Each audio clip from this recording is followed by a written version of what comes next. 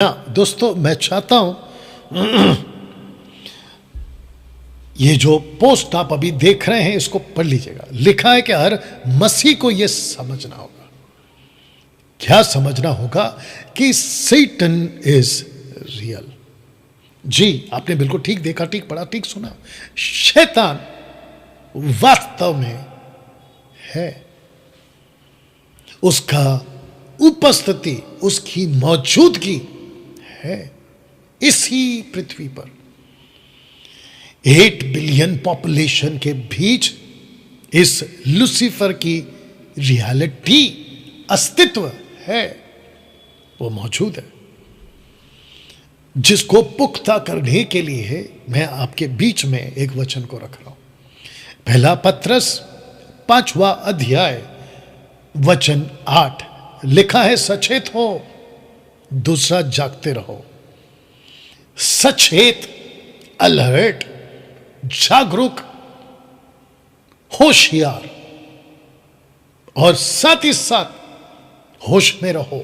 जागते रहो का मतलब है होश में रहो। मसीह समाज से कहना चाहता हूं, होश में रहो। जवानों से कहना चाहता हूं, होश में रहो। उन सेवकों से कहना चाहता हूं, होश में रहो, सचेत रहो, जागते रहो। क्यों? लिखा है कि तुम्हारा विरोधी, बहुत ध्यान से सुनना, लिखा है कि तुम्हारा विरोधी। इसका मतलब है कि इस प्लैनेट पे ऐसा एक भी व्यक्ति नहीं, और उस सब ने जिसने अपना अपना जीवन मसीह यीशु को दिया, वो लड़का, लड़की, पुरुष, स्त्री, थर्ड जेंडर, प्रभु का सेवक या चर्च जाने वाला, वर्शिपर, वर्शिप लीडर, उन सब का विरोधी एक ही है, और उसका नाम है शैतान, इब्लीस, लूसीफर।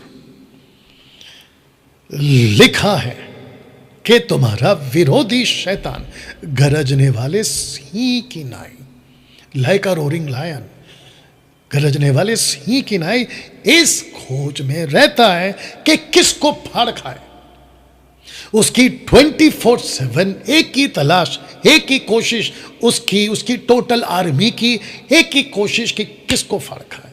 तब जाकर ये पोस्ट रखा हूं, ही इज आफ्टर यू। वो आपके पीछे है। आप कितनी भी भक्ति का जीवन जी लो, ही इज आफ्टर यू।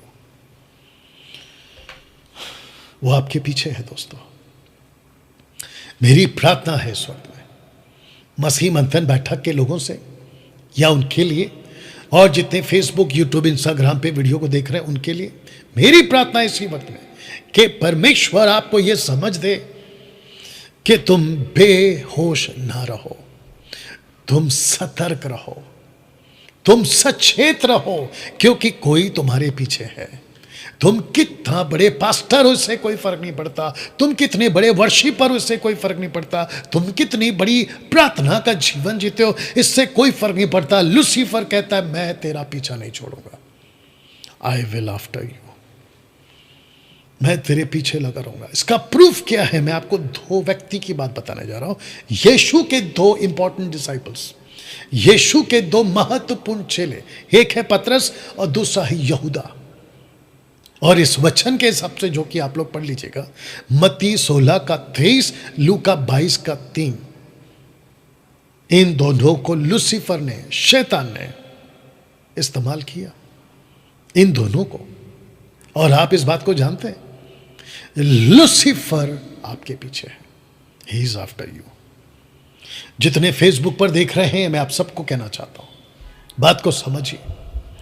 जब आपको हम कोई शिक्षा देते हैं, जब हम आपको कोई डांट लगाते हैं, तो यूं ही नहीं करते। आपको यह बात बताने के लिए कि आपको सतर्क रहना जरूरी है। जब लूसीफर इन दोनों को नहीं छोड़ा, लूसीफर यीशु तक के पास जा सकता है, उसको तक को चैलेंज देकर आ सकता है। वो बात अलग है कि यीशु से वो जीत नहीं सकता, ना तब, ना अब, ना कभी, बल्कि यीशु तो अपनी फूंक से उसको खत्म कर देगा, वो बात अलग है।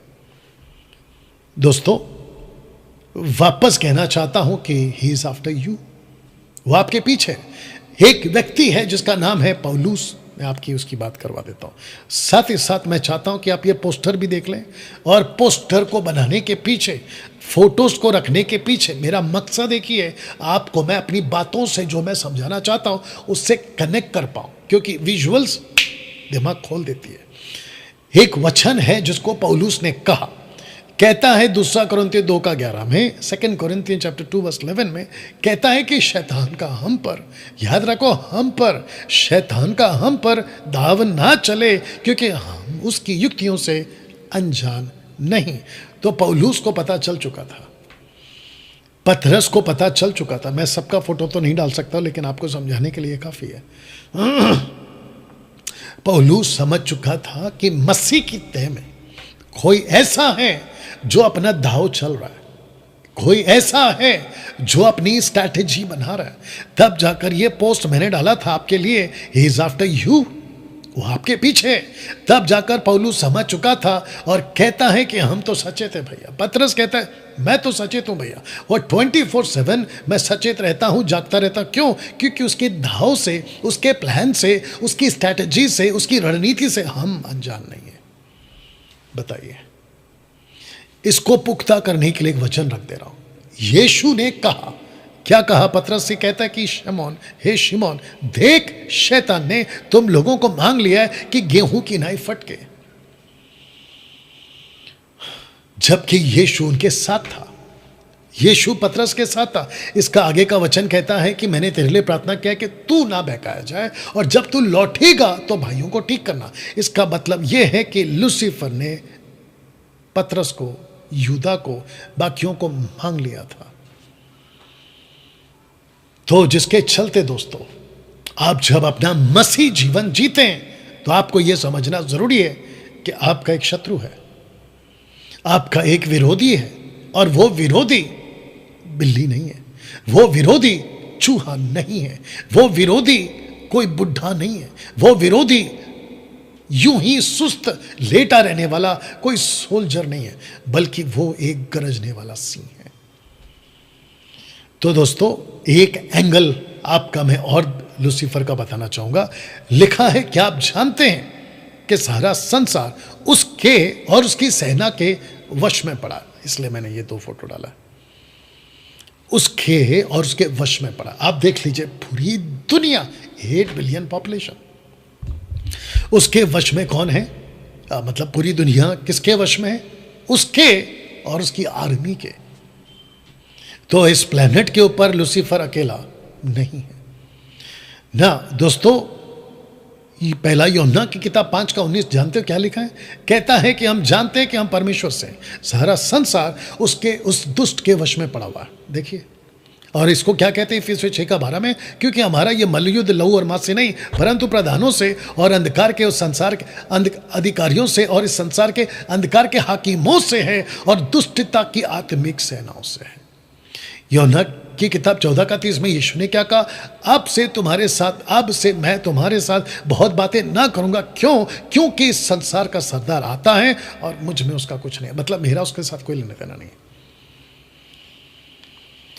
प्रकाशित वाक्य 12:9, वो बड़ा अजगर अर्थात वही पुराना सांप जो इब्लीस और शैतान कहलाता, सारे संसार का भरमाने वाला, पृथ्वी पर गिरा दिया गया और उसके दूत उसके साथ गिरा दिया। तो ये वचन सपोर्ट करते हैं कि लूसीफर अकेला नहीं है, उसकी सेना उसके साथ में है, और जिस ग्रह में वो गिरा है, जिस प्लैनेट पे उसकी स्ट्रैटेजी है, रणनीति, दाव चलते हैं, वो ये पृथ्वी है जहां 800 करोड़ की आबादी है। पहला कोरिन्थियों 7:5 पौलुस समझ चुका था कि अगर पति पत्नी अगर बिल्कुल भी बीच में अपनी तरीके से जीना शुरू करें, तो वो जो बीच का गैप होता है लूसीफर के लिए वो घुसने का चांस है। Excuse me. लिखा है कि तुम एक दूसरे से अलग ना रहो, परंतु केवल कुछ समय तक आपस की सम्मति से कि प्रार्थना के लिए अवकाश मिले, और फिर एक साथ रहो। ऐसा ना हो कि तुम्हारे असंयम के कारण शैतान तुम्हें परखे। वो कौन सी चीजें हैं मैं रखता चला जाऊंगा, लेकिन पहला यूहन्ना 3:8 पढ़िए। जो कोई पाप करता है वो शैतान की ओर से है, क्योंकि शैतान आरंभ ही से पाप करता है। परमेश्वर का पुत्र ब्रैकेट में यीशु इसलिए प्रकट हुआ कि शैतान के कामों को नाश करे और परमेश्वर किसकी सहायता से लूसीफर के काम को नाश करेगा? आपके और मेरे। याकूब की किताब उसका 4:7 क्या कहता? देखिए, इसलिए परमेश्वर के अधीन हो जाओ और शैतान का सामना करो तो वो तुम्हारे पास से भाग निकलेगा। लूसीफर का एक ही तरीका है उसको भगाने का। या ऐसा बोल सकते हैं कि अगर लूसीफर आपके जीवन से, आपके नजर से, आपके सामने से भागेगा तो एक ही तरीका है, और वो है वचन के साथ खड़े रहो। कैसा प्रूफ है? उसका प्रूफ ये कि जब लूसीफर यीशु जी के पास गए तो यीशु ने वचन का सामना उसी का जो तोड़ मरोड़ के जो पेश कर रहा था, जब यीशु वचन के साथ सही खड़े थे वो भागा। ऐसा लिखा है कि वो भागा, लेकिन थोड़ी देर के लिए। आपके साथ, मेरे साथ में भी वो भागेगा थोड़ी देर के लिए, but he will try again. Excuse me. वो ऐसा बेशरम और ऐसा जिसको कह सकते हैं ना कि इसकी कोई इज्जत नहीं है, वो कोशिश करता रहेगा जब तक तुम मर नहीं जाते। इसको ऐसा भी कह सकते हैं, जब बच्चा हॉस्पिटल में पैदा होता है, पैदा होने से लेके वही बच्चा बड़ा, जवान, मैच्योर, बुढ़ा और कब्रिस्तान में, तो ऐसा कह सकते हैं कि पैदा होने से लेके वापस कब्र में जाने तक लूसीफर आपके पीछे पड़ा हुआ है। He is after you.